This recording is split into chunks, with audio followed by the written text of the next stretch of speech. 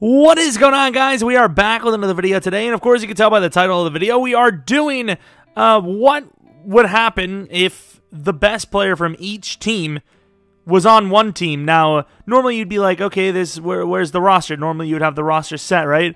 I did not. I actually thought it'd be kind of a fun thing to go through and pick each of the players. I can write them down, and then obviously it'll cut to us having the actual team. If you have any suggestions like this, maybe like what would happen if you gave, I don't know, the best player on offense and defense to one team, what would happen? You know, something like that. Maybe that'll be the next one we actually do. Let me know in the comment section below. Maybe you have a blast from the past idea player. I think I have one already ready for another day. I mean, I have to still record it, but regardless, if you guys like these types of videos, and, normally it's like, oh, he's going to sell out for a like and a sub, and follow on Twitter, Jeromepkr, and twitch.tv/Jeromepkr. But for these, it means more, because obviously these aren't the quote-unquote normal videos. These are going to be a little bit more separated than, franchise daily, pretty much. So, like I said, let me know, even though this is technically franchise. Let's go to the first team. This one's going to be obvious. Khalil Mack, even though he's had a bit of a slow start, I think he might have even been injured. You can maybe even argue Eddie or Allen Robinson, but let's be honest, it's Khalil Mack. Now, for the Bengals, this one's tough because I know for a fact Joe Mixon has had a bit of a rough start. This one's actually tough. I might actually have to do a little bit of research on this one. I think there's a lot of different arguments you can make. You can make an argument for Tyler Boyd. You can make an argument for Reader.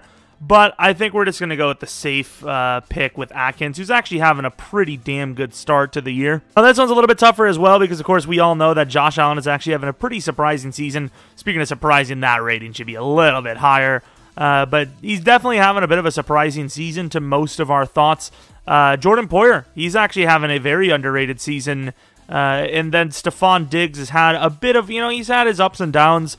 But I think this one's probably going to be Tre'Davious White. I think he's just the most consistent out of everyone. You go from the Dolphins game where Diggs went off to the Rams game where, yes, he had a touchdown, but he wasn't super great. As for the Broncos, Von Miller is, of course, hurt. But we're still going to allow this because, of course, when he's healthy, he is the best player on the team. I know Broncos fans are going to be like, wow, he didn't talk about our team. You guys have had issues, even if you're injured. Good win, hey, good win yesterday, but meh, meh, Von Miller. As far as the Browns go, I think this is Nick Chubb. I think Nick Chubb has had a really good start to the year so far, and he's played some decently tough defensive lines, so Nick Chubb is going to be my Browns player. I still don't get why people think Odell Beckham is washed. Maybe even this year, if you want to say he's washed, maybe, but like the previous years, I don't get it. I don't understand. But yeah, this is a Browns team that still has a lot of potential, but still a lot to show as well. Now, for the Buccaneers, this one is going to be a bit tougher. Mike Evans is an absolute monster, so I don't know. It's not going to be Brady for me.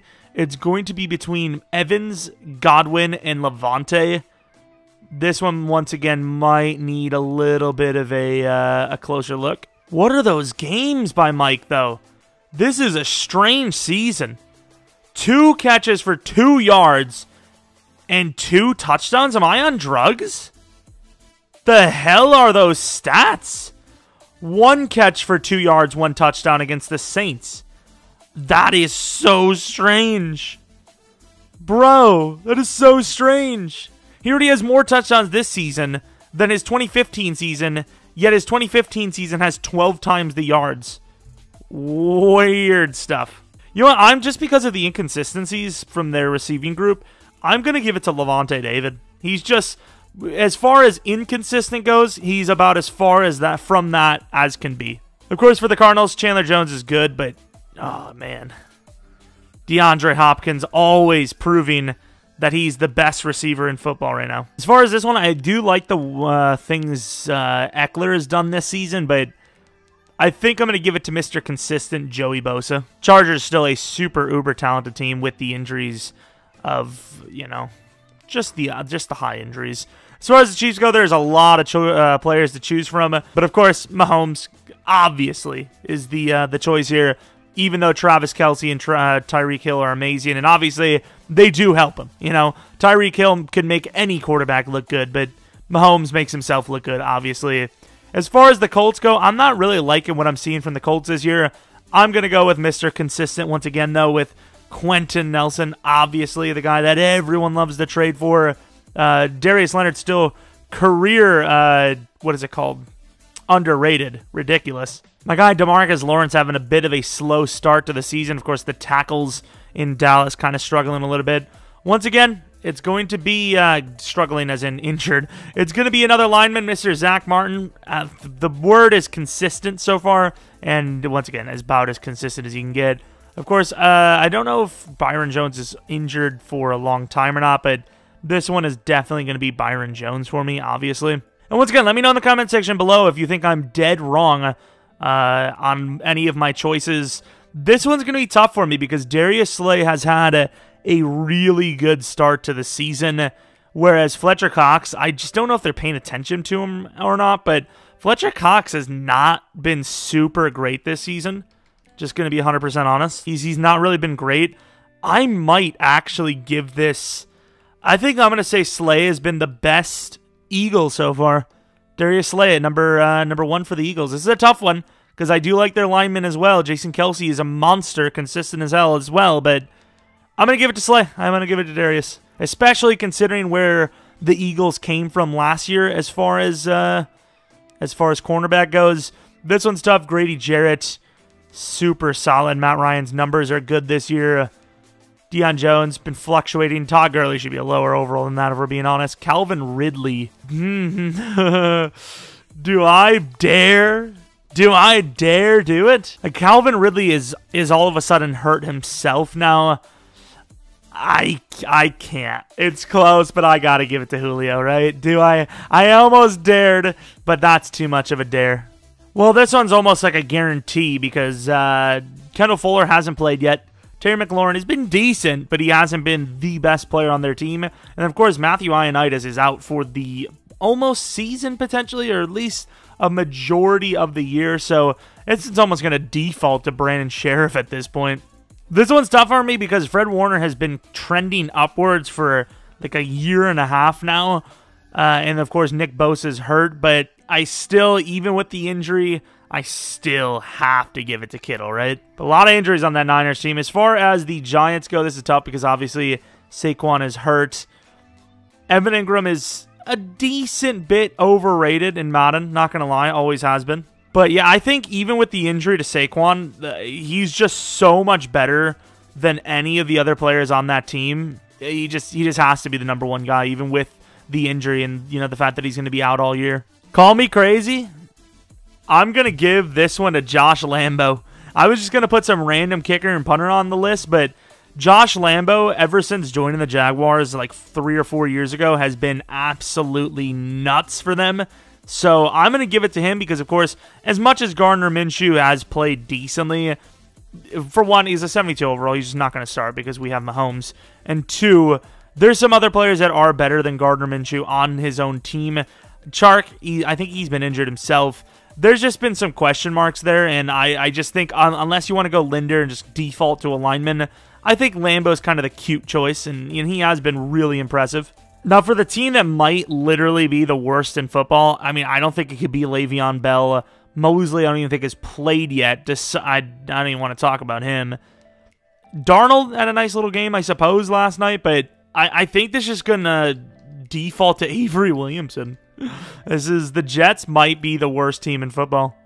Let's get another team that almost kind of defaults to Kenny Golladay, even though he did obviously have an injury. And I don't even know when he's supposed to return. Soon, I'd imagine. Trey Flowers, he just really never necessarily got it going in Detroit. Marvin Jones, not a bad number 2. They got a lineman. The corners, I don't think have played particularly well. Stafford has been a little up and down. He's definitely a good quarterback, but I don't think he's their best player if you really want to count like per position. Obviously, you could pretty much make an argument that, you know, 80-90% of these teams, their best player is the QB because, you know, you take away the QB, the team probably loses, whereas you take away, you know, a Kittle, the team could still probably, you know, find a way to win.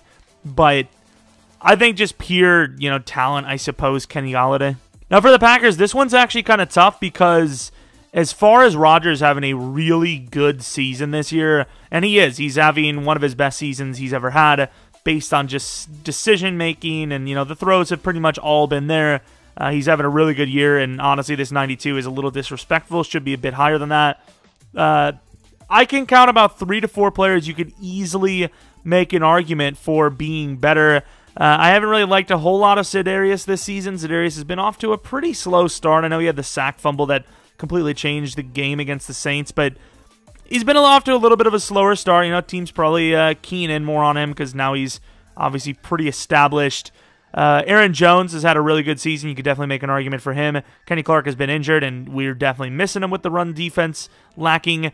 Devontae, obviously injured for a game and a half now. Should come back this week. Absolutely nuts. Top 6, top 7 wide receiver in the league. David Bakhtiari has been locked down. And then speaking of lockdown, Jair Alexander, I would probably rank here, once again, you take away Rodgers, this team sucks ass. You take away one of the other players, you can get away with it. We're not making that technical argument. I would put Aaron Jones slightly behind Rodgers, and then Jair, Devontae, and Bakhtiari above Rodgers.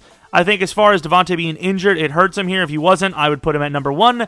But because of consistency, I'm going to give it to David Bakhtiari. I think David had a little bit of a down year last year, but still really good. Jair has had a really good year. Can maybe make an argument for him being the best Packer player.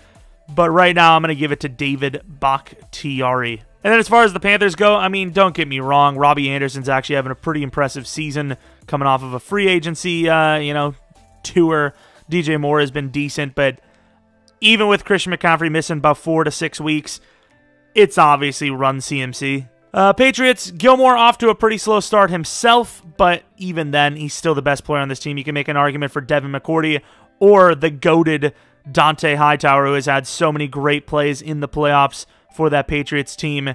I don't get the overrating of Cam Newton. Once again, he's only an 80 here, so EA didn't really overrate him. People are absolutely losing their mind over Cam. Don't get me wrong, he's playing better than a lot of people would think, but there's people talking MVP. Relax. Okay, dude, you gotta calm down. Unless I'm missing something, he's not looked that good. Okay, relax yourselves. It's gonna be Gilmore. This one's a bit tougher because, of course, the Raiders, they have a brilliant offensive line. And, of course, Josh Jacobs had a really solid start to the season. And then, hell, Darren Waller, you can make an argument for the Raiders. But as for me, I think you got to choose one of the linemen. I'm not going to do anyone here, but I'm going to choose the guy that's been doing it longer than any other Raider for that team. I'm going to give it to Mr. Rodney Hudson. Kind of a goated type of choice here.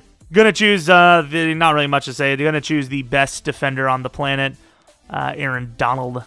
Of course, Jalen Ramsey he's a close second, and Cooper Kupp is amazed. Really good season. Well, not really amazed. He's actually been pretty damn good throughout his entire career, but yeah, pretty damn solid season. We're gonna still choose obvious choice, Aaron Donald. Now for the Ravens, once again, you can make the argument, oh, it's the quarterback. Without Lamar Jackson, the Ravens would suck, and hell, they probably would. But at the end of the day, once again, we're not going to do the boring choice of, oh, it's the quarterback. He's obviously the best choice.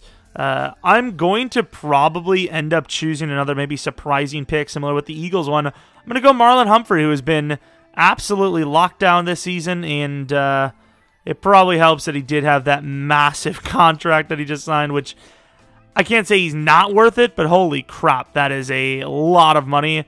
And it kind of makes sense. Like I said, there's a lot of choices. Calais, he's an anchor. Ronnie Stanley, but I'm going to give it to Marlon. As a Packers fan watching Kamara work, before the game, I knew he was going to be an absolute problem, especially in the receiving game, which obviously that was the issue. I knew he was going to be a beast. It's very hard not to put him at the number 1. Demario Davis, how old he is a fast player still. I think it still has to go to Michael Thomas, even with the injury. Cameron Jordan, he's been 50-50. He had a lot of pressures. I just don't think has he had a sack yet? I don't even know. The tackles are great, but you got to give it to Michael Thomas, right? Maybe a little bit overrated, but, not by much. And then for this one, even though we once again have Mahomes, Russell Wilson is just killing it too much. to not be the best player on that Seahawks team. Once again, I get it. It's tough because it's kind of like a hypocritical thing. Oh, you said not the QBs, but he has been just that much better than the other players on the team. Don't get me wrong, Wagner's obviously always an anchor for that defense, and then Jamal has been a pretty damn good pass rusher, ironically enough, for them, but overall, I think it's got to be Russell.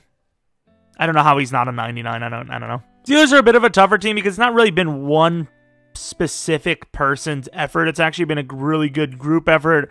I'm just going to give this to Cameron Hayward because he has a very tough job, and I want to respect those guys and reward those guys in the trenches. As far as the Texans go, that whole entire team really has not been great.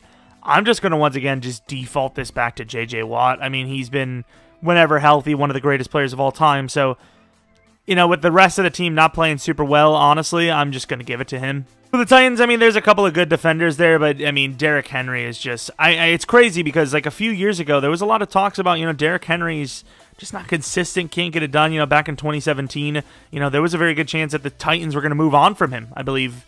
But then the following season, really good, even better the next year, and then this season, probably not going to be on that same level of 2019, but still having a really good year, despite the fact that he's obviously carrying the entire damn team. Of course, with the Vikings as the final team, Danielle Hunter would probably be pretty high on the list if he wasn't injured. Adam Thielen had a bit of a slow start so far without Stephon Diggs. Pierce obviously opted out.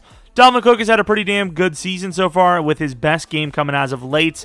But I think it's going to be between Harrison Smith and then the super underrated Eric Kendricks. But once again, I'm going to go with seniority. I'm going to go with, actually, how much older? Yeah, a little bit older. I'm going to go with seniority. I'm going to go with Mr. Consistent Harrison Smith, who's actually had a really good start to the year as well. So that is what the roster is going to look like. And hopefully this hasn't been too long of a start because we're finally going to get started on assembling the team. Really can't wait till we just can't afford anyone. That's going to be the fun part. So, of course, a lot of you guys are probably like, oh, can you upload the team to the cloud? I cannot. I got about halfway through the list before the team just ran out of money. It only took a month and a half before we look at the actual roster start to finish. 98 overall, really, not 99. Of course, we have a cap penalty of, is that 56 million or is it, yeah, it can't be 565 million. $56 million cap penalty. I would love to see what the actual salary cap looks like. 300 million in salaries, and I mean, you look at next season, it'd be even worse. Hell, the season after that would be even worse. There's some numbers on this contract, I'll tell you what, but or on these contracts, but this is what the roster looks like. 98 overall. Will it go 16-0? Will they win the Super Bowl? Let's find out. We're going to keep the injuries off just for this one. Henry's at fullback because we don't need every running back we have. Only 3 wide receivers here, but it's enough. 3's enough. As far as the offensive line, you got a full superstar plus O-line group. Kittle is the only tight end we have, I believe. And then looking at the linebackers, we have 4 starting linebackers nicely. I moved Byron Jones to free safety because he had the best zone comparatively to the man coverage. Like, his man was a lot lower than his zone. And we already have 4 other corners anyways, so that's what we decided to do. D-line, we have Hayward at number 1 DT, Atkins at 2, with Donald and Watt on the interior as well. Harrison Smith holding his strong safety spot. We have Josh Lambo, the kicker, and then punter. I mean, it is what it is. It's Bradley, man. I don't even know if it matters. Maybe we'll have a video idea for that. Does having low overall kicker, punter, or O-line matter that much? Let's find out next time, maybe. Probably not, because I'll forget. Headed to the playoffs, and I have the news. We went 15-1. Still did not go 16-0, even with this 99. And yes, it is now a 99 overall roster.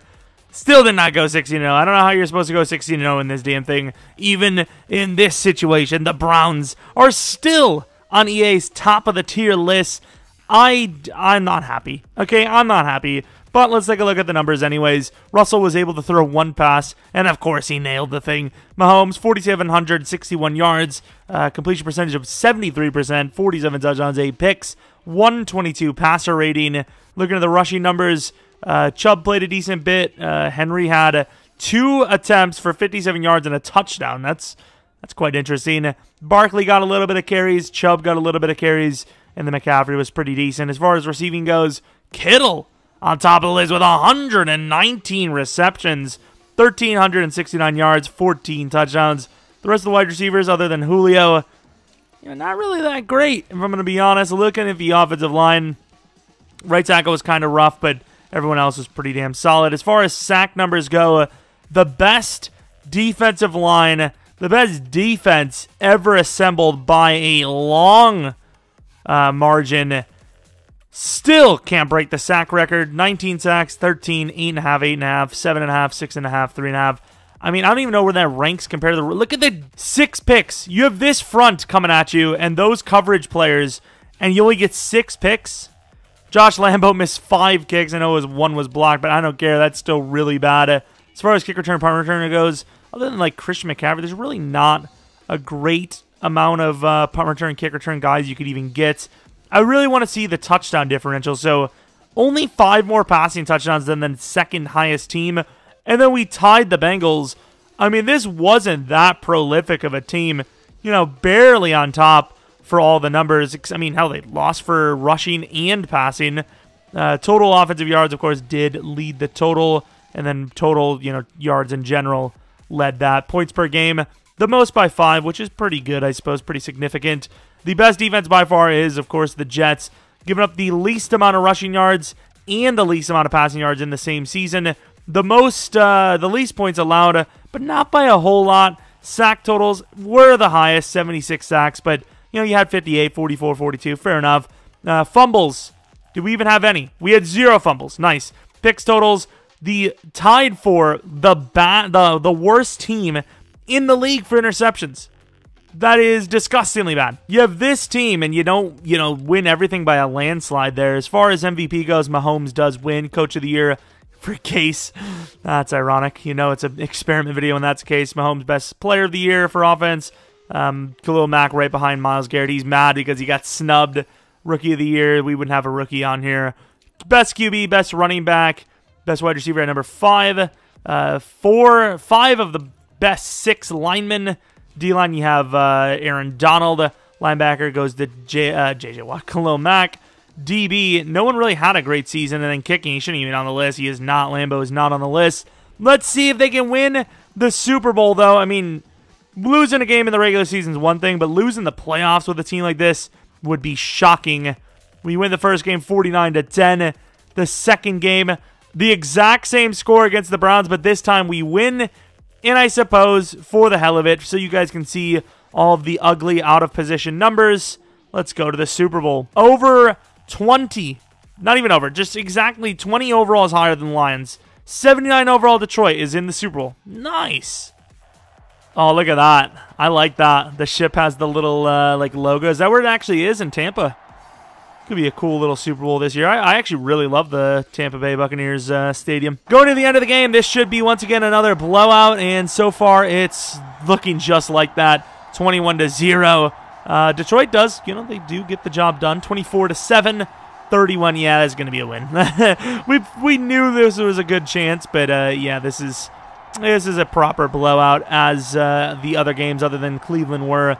Cleveland was the only team to even come close, I believe, to beating us, and they actually did. And then they almost did in the playoffs as well, but not close enough, as the New York Jets are the guys. I don't know why. I chose the Jets because I think they're the worst team in the NFL right now, so maybe Denver is, in fairness, even though they just beat them. But still, the Jets are on top of the world with their best-in-the-league squad.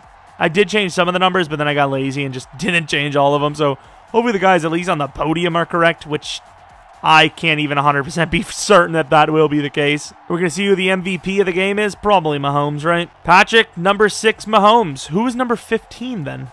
Yeah, I really do not want to see any more of number 6 for Mahomes. Anytime I think of number 6, I just think of Jay Cutler. Oh, Lord. And, yeah, that's enough for me. No. 36 for... No. Okay, this is what the numbers look like for Mahomes. 33 for 45, 363 for yards, 6 touchdowns, 0 picks. The exact same completion percentage he's had in the regular season. Lambo had a freaking touchdown. I feel bad because even Russell Wilson didn't get that. That's so harsh. Starting running back was Peterson for him. Jesus. At least somebody got Peterson to the Super Bowl. Sorry, Minnesota. Kittle absolutely crushed it again. Thomas did really well this time. And then looking at the defensive numbers, 2 sacks for Hayward, 1 for Donald, 1 pick for Vaughn and White, which would be 33% of the entire regular season pick numbers. Gotta love seeing those numbers. 384 yards for Bosher in the punt game. Is that the most punt yardage in Super Bowl history? Other than maybe like the Rams against the Patriots? But potentially true, literally. But that is going to be the video. Yes, the answer is they will win the Super Bowl. But no, the answer is no to the 16-0/19-0 question. Even the best players in the NFL all on the same team would not go 16/19-0. So if there's any challenge you would like to see in the future, let me know. We were going to do best offensive and defensive. Maybe we just go best offensive player for each team and or best defensive. I don't think you could do both because A, you would literally not have enough roster spots, and B, if they can, the best player in general can win, if they can win it all, obviously the best from both sides of the ball would obviously win it as well, because not only would there be less talent around the league, but the best player on offense and defense would automatically be one of the players from this video. So let me know in the comment section below if you have any other ideas, blast in the past ideas, whatever it may be. Maybe even a trade player you would like to see in one of our franchises, or a rookie, because we are going to have the real, quote-unquote, real 2021. Is it 2021 draft class? 2020? I don't know. Whatever. The newest draft class will be the real one. So Trevor Lawrence, which we have 0 chance of getting in either of the leagues. Let me know in the comment section below. Regardless, thanks for watching. Hopefully you guys enjoyed the video. Maybe leave a like and subscribe if you did enjoy. Follow me on Twitter, Jeromepkr, and tomorrow we'll have more videos, and later today we'll have more videos, because this will be the first of 2, I would assume, today. Regardless, thanks for watching. Hopefully you guys come back for next video, but until next video,